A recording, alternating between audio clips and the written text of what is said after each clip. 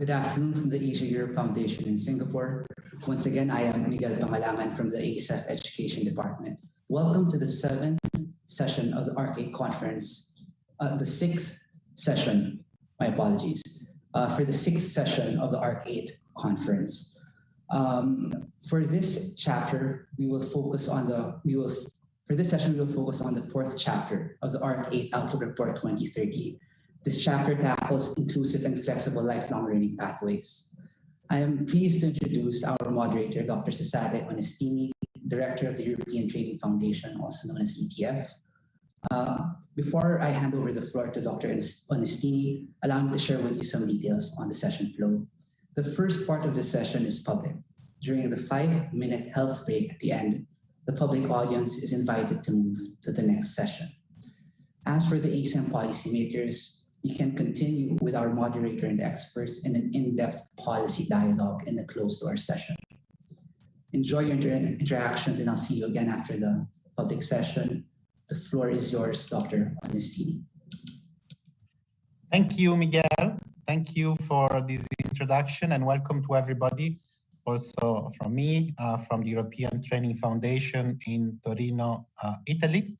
It's a pleasure to be able to moderate this session, and we'll be discussing inclusive and flexible lifelong learning pathways. This comes after the previous discussions that looked at different aspects from access to inclusion to the digital divide. And here in this session, we take the broader perspective of lifelong learning, looking together at the experiences of Europe and Asia.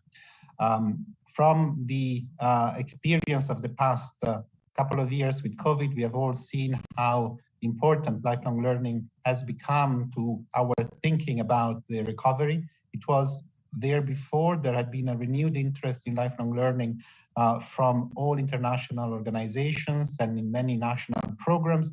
We've seen lifelong learning as one of the key elements of national reforms.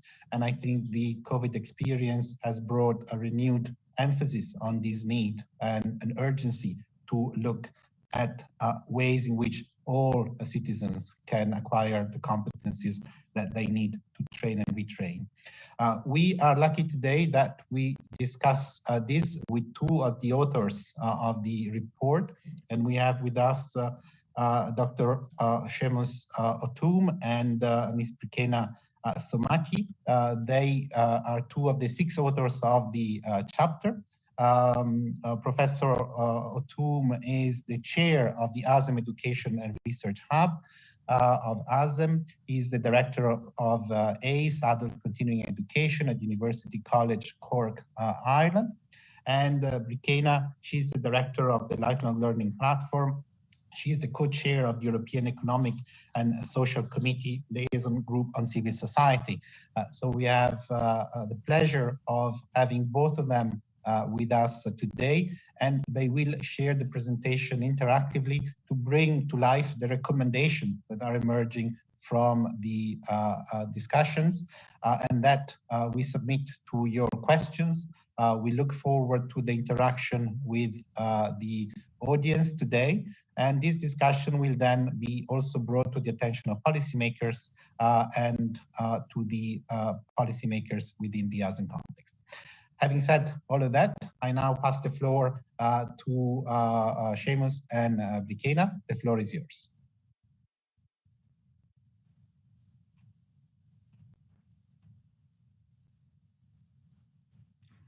I'm not sure which one wants to speak first, but I suppose to begin with, we just need to acknowledge the contribution of our other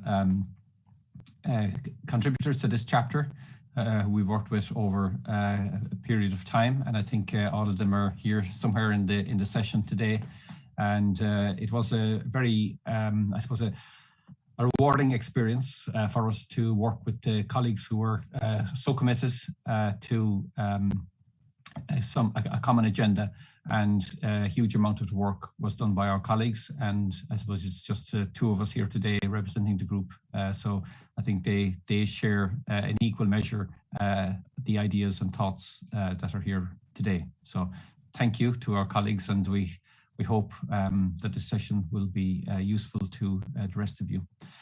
So to begin with, we start from the perspective of the status quo, and I suppose the status quo in terms of lifelong learning changed significantly in 2019 at the end of the Global Commission on the Future of Work and its report, Work for a Brighter Future, because in this, the report includes a universal entitlement to lifelong learning.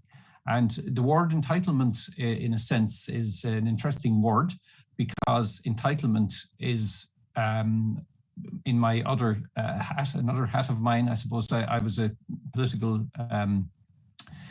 science, political theorist, and human rights was one of the areas I studied and taught.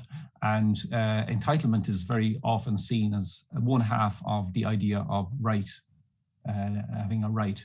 So we should read it as being a universal right, as you know, this word entitlement. So it's a universal entitlement to lifelong learning that enables people to acquire skills and reskill and upskill, which is understandable. Lifelong learning encompasses formal and informal learning. And again, we will revisit this in the rest of the presentation, from early childhood and basic education through to adult learning. And I suppose it's important for us to also include adult learning is right the way to the end of a person's life. It just doesn't stop at any particular age. Governments, workers, and employers, as well as education institutions, have complementary responsibilities, and this is critically important, that it is complementary. Everybody has to play a role in creating the possibility for people to enjoy this entitlement, in building effective and appropriately financed lifelong learning ecosystems. And again, we can see challenges here in this, which we address later on. The idea of effective and appropriately financed is one of those. It's interesting, I suppose, that in the post-Second World War era, we moved to a scenario where global governance became much more of a reality. Organizations like the United Nations are a legacy of this period. The Universal Declaration of Human Rights was adopted, written and adopted at the end of, after the Second World War. And I suppose we've begun to operate and think in a global sense. And I think this very much fits into our project in the ASEM community as well. So the United Nations is an important driver of policy in a whole range of areas, including in lifelong learning. And SDG 4 is considered, I suppose, the key SDG in relation to lifelong learning, but you could argue that lifelong learning comes into all of the SDGs. But within SDG 4, it says ensure inclusive and equitable quality education and promote lifelong learning opportunities for all. Within the European Union, the Pillar on Social Rights also includes a commitment to lifelong learning. We can see in documents emerging from the World Bank a finessing of the idea of lifelong learning and an expansion of the idea of lifelong learning away from what might have been described in the past very much in relation to human capital, to include other dimensions of the human life cycle. And we see this in other organizations, which we mentioned here, like OECD, CIMEO, and the ASEM Lifelong Learning Hub, obviously, which we are involved in, is critically contributing to this. But also, it is important that a lot of the drive for change in policy comes from grassroots level, through civil society and civil society organizations, regionally, nationally, and internationally, but also from national and regional governmental agencies. So all of these play a role in shifting the agenda and driving the agenda around lifelong learning. So what are we talking about here, or what could a lifelong learning agenda look like? And we have identified in our chapter a number of key areas which we feel need to be addressed. The first is inclusion for all, and the phrase "no one is left behind" is very much the phrase that's very often used in relation to this. So here we include age, and that includes all ages, from the youngest to the oldest, gender, That includes all gender identities, and that includes non-binary identities as well as traditional binary ones. Socioeconomic status. So this should apply to all people regardless of their socioeconomic status. Location, and this can, regardless of where they live, whether they live in cities or in rural areas or wherever they live. Things like disabilities or abilities, we might say. These shouldn't be barriers. They should not be barriers to participation and benefiting from lifelong learning. And of course, very, very many learners have combinations of these factors. So it's important that we bear that in mind as well. There can be multiple different factors at play. We talk about context coherence. So we're talking about recognition, validation, and valuing of learning. And that includes learning from formal, non-formal, and informal contexts. We learn throughout our lives in all kinds of contexts, and it's important that the lifelong learning paradigm acknowledges, recognizes, and validates learning from all parts of our lives. Learning needs and interests, so lifelong and life-wide learning, which I suppose align with the learner's interests, wishes, and needs for personal development. So I'm not sure what happened there. It's not just about an agenda driven by external factors. And we're talking here about, I suppose, the autonomy of the learner and to what extent the learner has the capacity and the space to help shape the trajectory of their own learning. And that's not just external factors influencing it. Affordability, and this is a critical issue, and we should think of affordability obviously in a financial way, but there's also in relation to time and responsibilities and things like this, which should really be included in affordability. So it should be affordability for all. There should be special supports for excluded groups and individuals, people from underrepresented groups in learning. There should be also general policies like public funding schemes, supports for training or study leave. And for very, very many, this idea of obtaining study leave is a huge barrier because of the kind of work they're in or because of their family responsibilities and so on. So this is a huge challenge, and it needs to be part of our idea of what affordability might mean. And also, of course, we are increasingly looking at ideas like individual learning accounts. And again, this is an area that's developing and has potential and a lot of, I suppose, design thinking around to shape. Flexibility, they should be open and navigable systems. In other words, that they should be open in the sense that it should be easy for the learner to be able to identify the possibilities of entering into lifelong learning opportunities. Navigable in the sense that they should have clear pathways and signposts and so on within it. And permeability between different educational sectors. And this can be a huge challenge. There's a need for recognition and cross-recognition of learning coming from different sectors. And I suppose the whole idea is around the learner and driving the agenda where they have personal, some level of personal stake in it and control over their own learning. So over to you, Brikena, I think. Thank you, Séamus, and I really apologize for this going backward of the slides. I promised you before we started that it won't happen, but somehow the computer heard you. So sorry for that. Thank you, Cesare, for introducing us, and thank you also to ASEM for giving us this opportunity. Good morning, good afternoon, and good evening to everyone that is following also live. Thank you, Séamus, for taking the tough parts on setting the scene on this very broad and complex issue of lifelong learning, inclusive and flexible lifelong learning.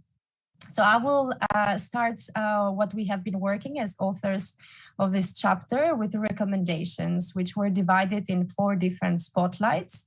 And with Séamus together, we agreed that it would be nice to share the recommendations. I will introduce to you the recommendations we have designed for policymakers and universities will be done by Séamus. So the first spotlight that we all agreed on as authors was really the digitalization in lifelong learning. And we all agreed that one of the biggest recommendations we would like the policymakers to take upon is really how to ensure that no one is left behind. How can we address the digital divides through more coherent and joined up policy approaches, but also investment in infrastructures that are fit for purpose, but also that are future-proofed, accessible to all citizens, regardless of their economic status, identity, or place of residence. So this was one of the main recommendations we wanted to bring to policymakers when it comes to digitalization. Séamus? Oh, well, yeah. We can't hear you, Séamus, so if you'd like to, you are muted. Yeah, I'm muted and my internet dropped, and okay. I'm really sorry about that. So in terms of, I didn't hear your contribution, Brikena, but I presume it's my turn to speak. Yes. So recommendations for universities in this Spotlight 1. We say to develop strategies that leverage the full opportunities offered by the enhanced digital education and learning landscape. And I suppose this has really come to the fore in the last year and a half in terms of the COVID pandemic and the extent to which we have discovered that we can actually do so much stuff in the digital environment. Agile and flexible. I apologize. Agile and flexible responses, and again, this is really important that we absolutely leverage all of the flexibility and potential within the digital domain, and that requires us to be agile. So that's really important. Flexible modes of delivery and credit accumulation. This is really important because, again, the digital environment offers us so many new opportunities, and the idea of credit accumulation is important as well, given that we need to be able to allow students to accumulate their learning as they move along. Collaboration with relevant stakeholders, and I think this is a theme that goes right through our chapter. The idea that there's partnership building, collaboration is really important. Inclusion of all learners is really important, but it's also an important dimension around staff and the people who are on the delivery side of education, that they are enabled to participate and contribute as well, because sometimes they are forgotten about in the equation. So these would be the key recommendations we would have for universities. When it comes to the second spotlight, which was about building robust, flexible and forward-looking lifelong learning systems, we wanted to really focus on policymakers' ability to really recognize the value of all domains of learning. So it's important to include non-formal, informal, and formal learning, as well as the full range of citizens' learning that needs to be also recognized, that is often happening outside of the formal education system.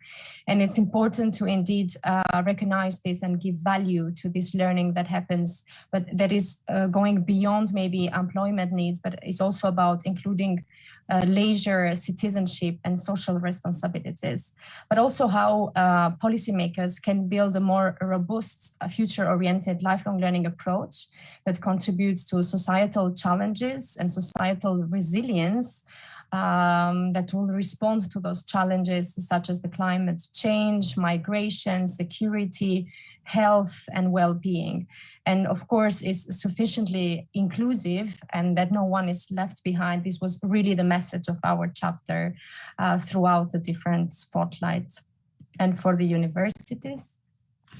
Okay, so we start here with a quote from a very famous report from the 1990s, which was commissioned by the Kellogg Foundation in the US. And this was, the author was Boyer, and he talks about the questions that affect profoundly the destiny of all. And this was the challenge he put down for universities, to say this is really what you need to be working on and committed to and addressing.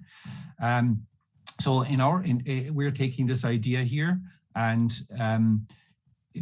so we're saying this should be addressed through a set of lifelong learning policies and instruments that enable all of society to be actively engaged in the learning needed, and there is a lot of learning needed, to navigate a perilous future defined by climate change, which is a massive existential challenge for us, and a whole series of related challenges. And in order to negotiate this, universities need to play a leading role in lifelong learning to allow people to learn in flexible, reflexive, and cognitively flexible ways to address these challenges and meet these challenges.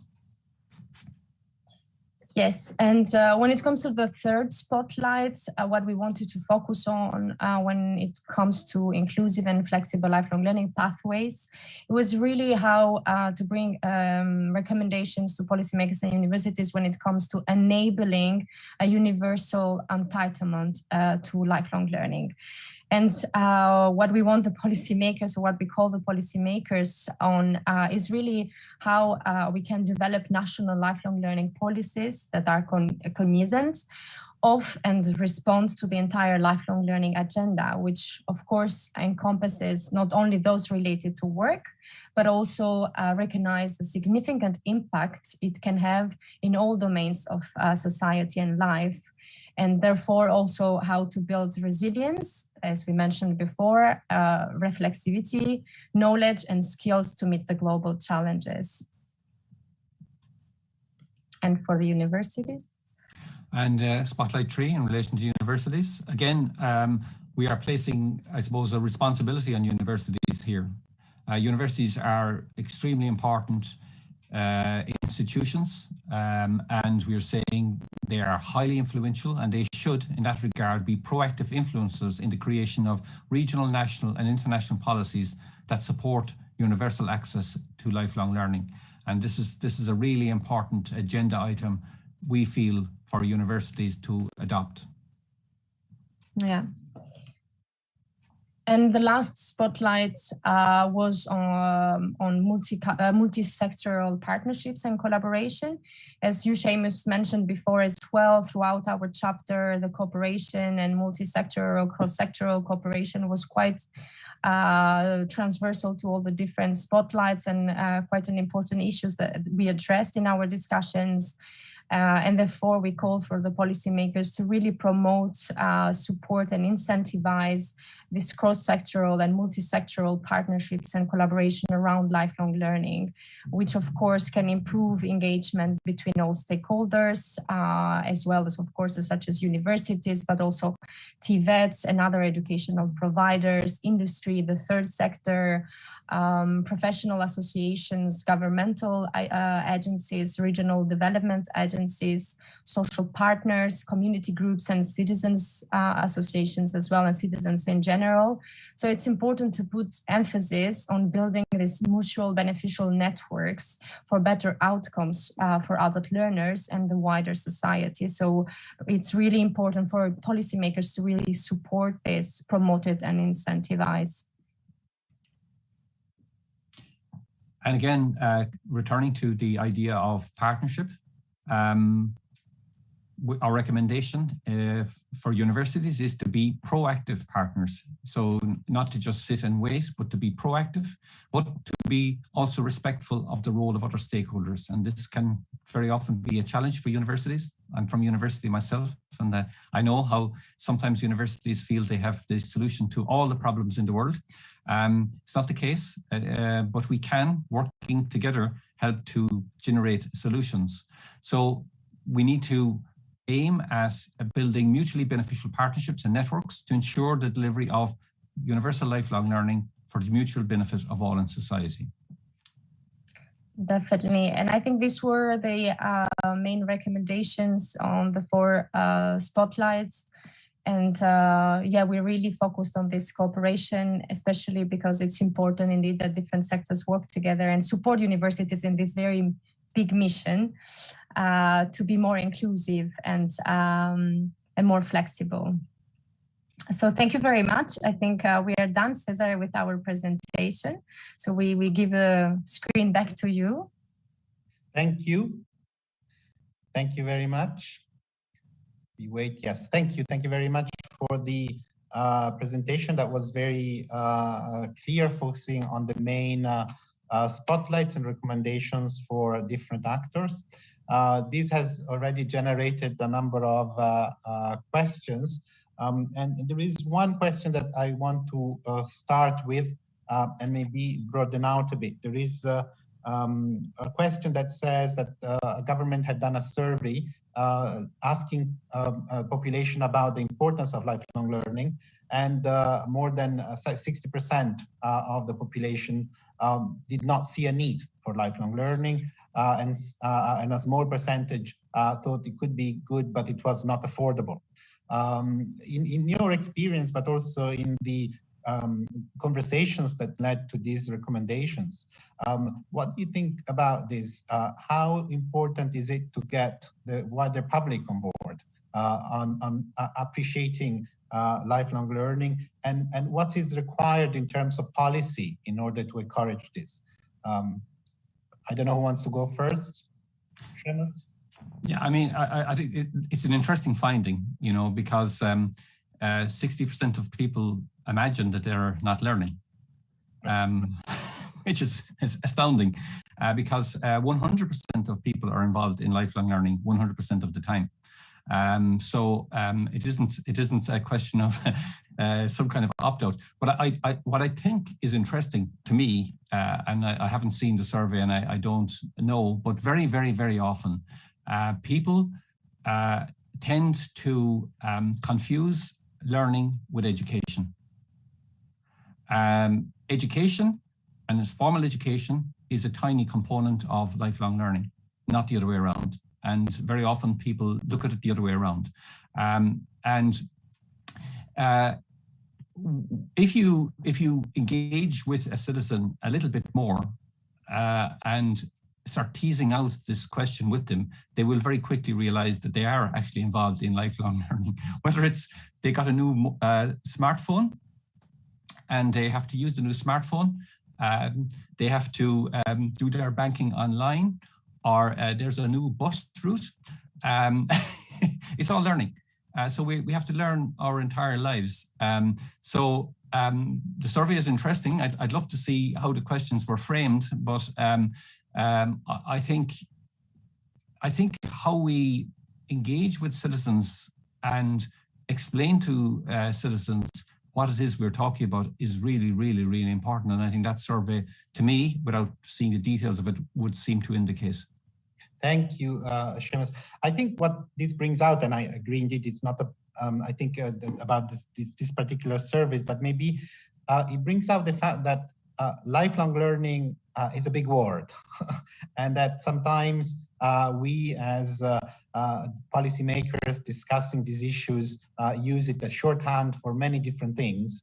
And when we go out there, indeed, citizens who might be engaged in all sorts of learning, informal learning, in on-the-job training or so, they do not see the connection with what they do. And maybe there is also a role that goes a little bit beyond public authorities, and maybe that's where civil society is also important. I don't know, Brikena, what do you think? Yeah, definitely, I agree. And I mean, Séamus, really, you said also the scene on how to understand lifelong learning. I think that is very important. But if I understand the question correctly, and because I see this notion of from the survey too expensive, it makes me think. Obviously, it depends from a context to another, from a country to another, how lifelong learning is organized. But maybe, and what we have seen in the last years is also this new development of a lot of private training offered to an adult population that indeed is more expensive, and therefore can maybe justify that answer to the survey, but which also shows that indeed there is a problem on the national policy to provide more affordable training opportunities for those that, especially in this case, I understand, are more looking into opportunities to reskill and upskill in their life, because obviously they are learning throughout all their life, they are learning on all day long. But I think also this brings another point to the discussion that you said, the role of civil society and the role of different stakeholders and a lot of NGOs that also provide quite affordable, if not free, training opportunities to many individuals, especially those that have less opportunities and less economical means to continue learning. So I think we have to look at these three dimensions. So what is the private sector providing? What can the public provide? And what is the civil society also what role they are playing in this provision and learning opportunities, but also in raising awareness about the importance of lifelong learning. And we have to also understand this study, these results as an issue of people not being able, not only from an economical point of view, but also from a social point of view, to continue learning, because they might be in family situations that do not allow them to take time from family or from a daily work that pays their monthly bills. So we also have to think about that, how to make indeed this target, this group of this population also access and feel the importance of lifelong learning despite these obstacles that they have. Thank you very much. There is one question that it's addressed to Séamus because he's focusing on graduates and maybe also the role there of universities, and indeed your first recommendations were also on the role of universities and how important is taking this lifelong learning approach for graduate students, for students who already had the possibility to attend university level courses, and how maybe universities should account for that particular population. I can only speak from my own country, but I think more and more our anticipation is that graduates will continue to engage with us throughout their lives, and that once they graduate, it's not us seeing the end of them, or not the end of the formal education system seeing the end of them. I think the idea of learning in all kinds of aspects of our lives, graduates and non-graduates, is reality. We also need to bear in mind that very often people are in careers or in areas where they become redundant, or their areas, there are no longer job opportunities and they want to change and so on. So these, obviously, this is a really important dimension to it. And very often we see the formal education system as a sort of ladder, and the person gets on in kindergarten and they come off with a PhD or something like this, or a postdoc, and you know it's linear. And of course we need to break away from that as well. We need to recognize that maybe somebody with a postdoctoral qualification in physics maybe does not have very many skills, we'll say, in leadership.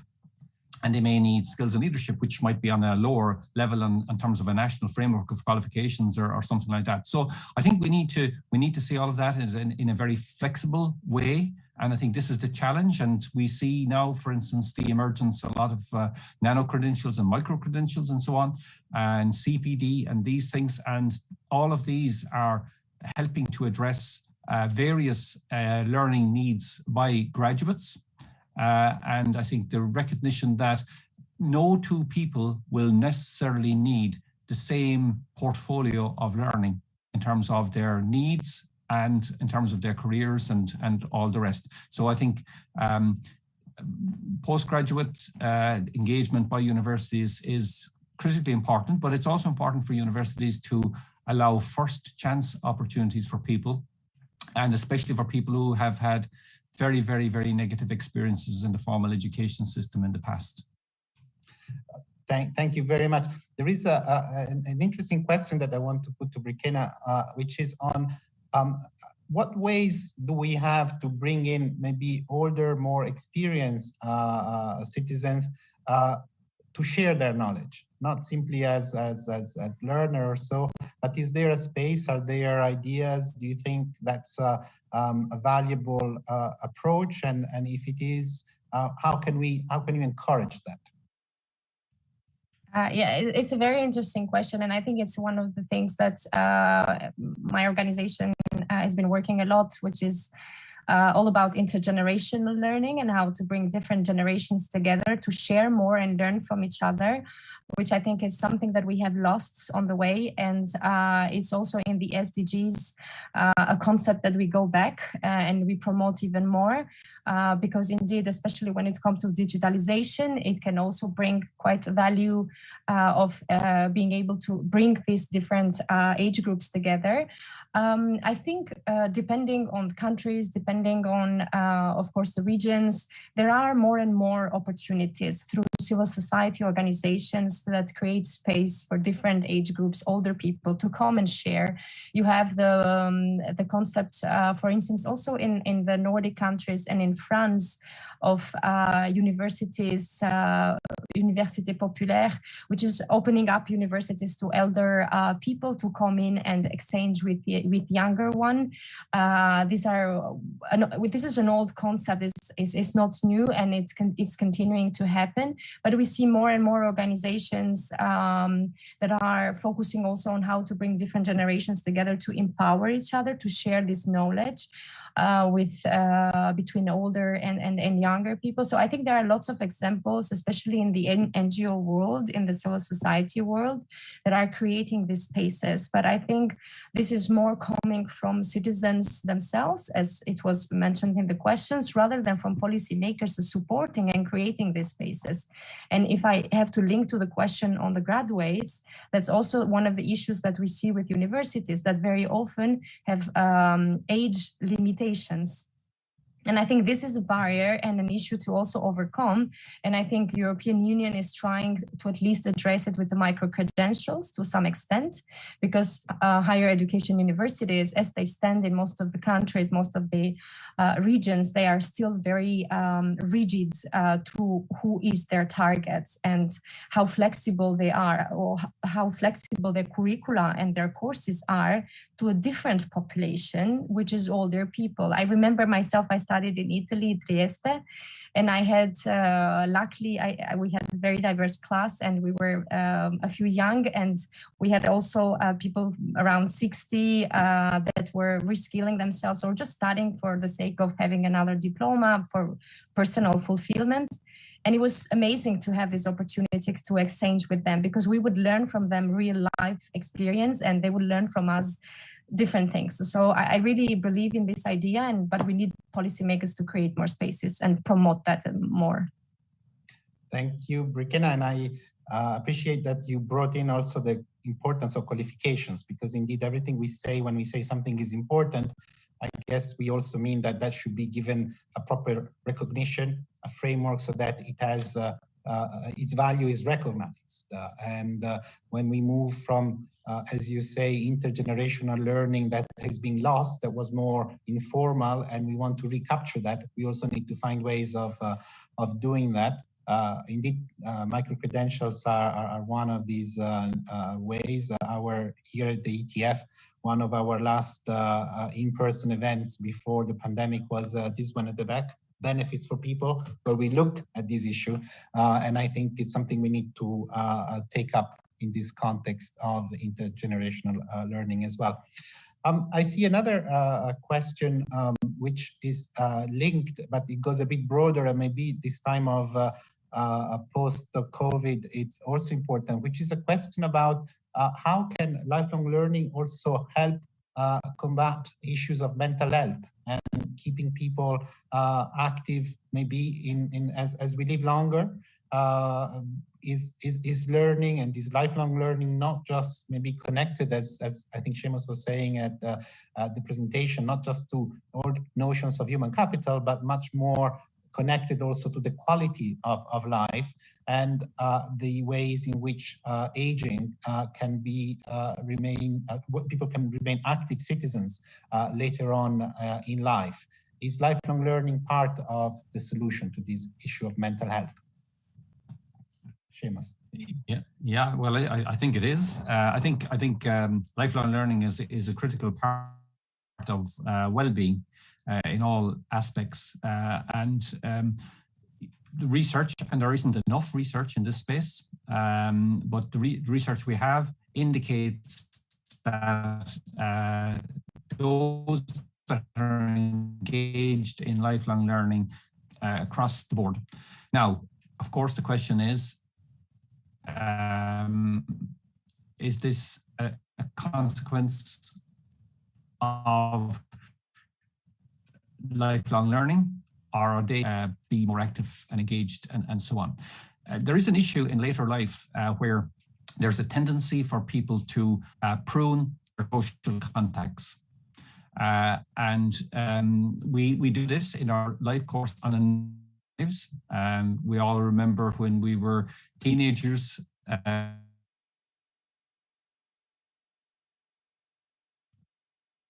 I think we lost some of the connection, Séamus.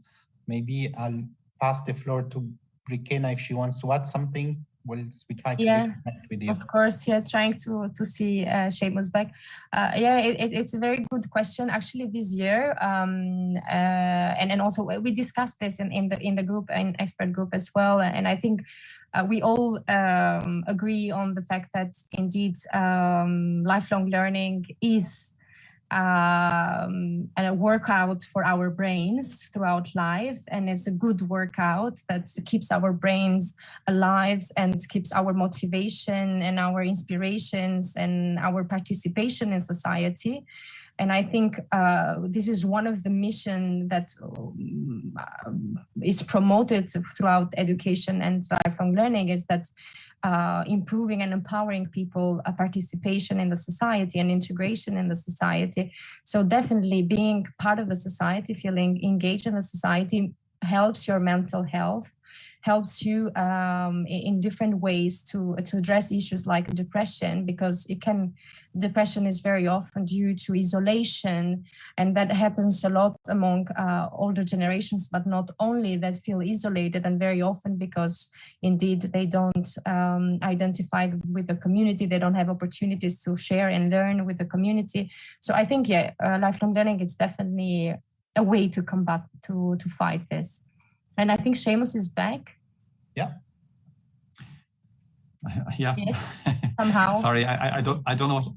I don't know at which point you lost me in my. You were telling about a story, I think. I was. I think the question is to what extent older people prune their social contacts. I think this is maybe the point that I was making. Yes. This is a natural tendency to prune social contacts, but we prune them, ironically, at a time when we probably need them more. And engaging in organized lifelong learning, whether that's in an informal or non-formal or formal sense, allows us to extend our social networks again.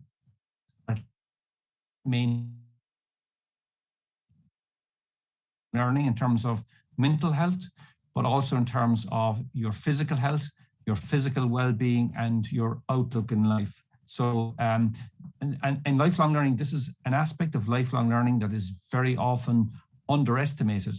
The extent to which lifelong learning expands our social contacts and opens up opportunities for us that we otherwise would not be aware of in any aspect. And that doesn't matter what kind of educational or learning context we're in. This is true of all of them. Indeed, thanks. I think this point is very important. There are, I think, very interesting studies about longevity and social contacts, and learning as one of the key social experiences for all of us, challenging us to also continue engaging with the outside world. I think it's a key component this quality of life. There is a question which it's about how can we have a healthy international community discussing and looking at lifelong learning and flexible ways of learning, which maybe gives you an opportunity to share with the audience a bit what are the main networks active on lifelong learning. We obviously from the European Training Foundation, we are part of many, and we also manage some of the discussions through our own websites, but there are quite a few international possibilities to join this conversation, and maybe you want to share some of these with the audience. Well, obviously we're both in parts of very important networks.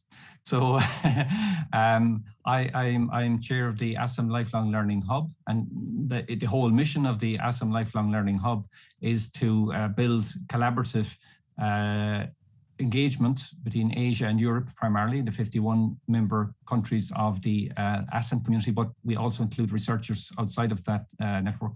We have 6 research networks on different aspects of lifelong learning, and we are always open to bringing new researchers on board and extending that network. So anybody who is interested, please contact me, and I would be very, very happy to point them in the direction of whichever research network they would be most interested in joining. So that's for sure an important one. But Brikena is also involved in a very important international platform, so she can tell more about that. Yeah, so that I mean, I represent the Lifelong Learning Platform, which is also an umbrella organization of different education and training stakeholders, so the actual education and training providers, from early childhood education to adult education. So it's a very diverse network. There are, of course, university networks within the network as well. And we work a lot also with the World Committee for Lifelong Learning, which is, let's say, an international network, or maybe a smaller group, but still very dynamic. And every 2 years, we organize an international event that brings together all interested bodies and individuals on lifelong learning. And that's also another network that I think can be exploited more. Obviously, there are lots of networks, and ASEF, it's, I believe, one of them as well. And in Europe, we are famous for having a lot of networks, so that are also international and cooperate with international, for example, International Council of Adult Education, which is another network that works also on the issues of lifelong learning. And I'm sure UNESCO has also some expert networks that exist around the same, like the learning cities, for example, where you both know, I believe. But yeah, there are many opportunities, and definitely there are many ways to engage in the activities of these networks. Thank you. That's quite a nice inspiration for those listening who are wondering how to connect maybe to the wider international community working on these issues. As you can see, there are a lot of entry points, and especially I think the ASEM LLL Hub for those interested in these international comparisons is a good entry point for joining some of these discussions. I think we can also reconnect to your first slides where you presented how the lifelong learning approach is now becoming crucial to the policy of many international organizations. You know, the Rubik's Cube behind you shows the SDGs. I think it's also reminding us that this is very much part of the collective commitment that we have taken, and that if we look at the SDGs across, we see that lifelong learning really underpins quite a lot of them, not just SDG 4 or SDG 8, but we are really seeing that to achieve and to really achieve the policy change that is envisaged there, we need that collective effort through lifelong learning. I think we are coming to the end of the session. I'd like to thank all of those who put questions to us. We couldn't go through all the questions, but we'll follow up if there are any specific issues or additional information that you would like to have. But I'd like to thank our two speakers and through you also the other authors of the chapter. And I'll pass the floor back to Miguel. Thank you very much. Cesare, Séamus, Brikena, thank you very much for that amazing session on inclusive and flexible lifelong learning pathways. We will now have a 5-minute break. For ASEM policymakers who wish to continue to the closed-door policy dialogue with the chapter experts, please visit the agenda section and move to the closed-door session on Chapter 4. For our public audience, you're invited to attend the handover and closing session of the ARC8 Outlook Report 2030. If you are on the conference platform, please visit the agenda section and select the handover and closing session. If you are on YouTube, simply stay tuned to the YouTube live stream. And of course, for the participants who are interested in receiving a certificate of attendance, our 7th and last letter for the ARC8 anagram game is the second to the last letter for anagram game is the letter F, F for France. So please do take note. And again, thank you to this panel. Thank you very much.